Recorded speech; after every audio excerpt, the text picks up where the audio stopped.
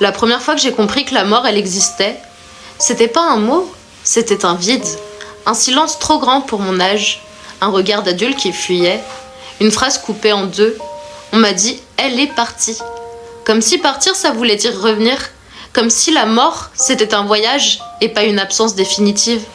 J'ai compris sans comprendre, avec ce truc dans la poitrine, ce poids que personne ne m'avait appris à porter. La mort n'avait pas de visage, mais elle avait déjà pris quelque chose, quelqu'un. Une sécurité invisible. Ce jour-là, j'ai compris que les adultes y pouvaient mentir pour protéger, que l'amour ça pouvait faire mal, que tout ce qui respire ça peut s'arrêter. La mort elle a pas crié, elle est rentrée doucement. Elle a changé la température de la pièce, elle a laissé les objets à leur place, mais plus rien n'était pareil.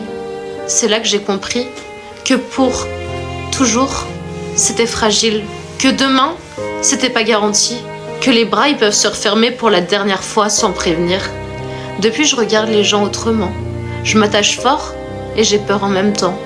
Je dis je t'aime, comme si c'était urgent, parce que ça l'est.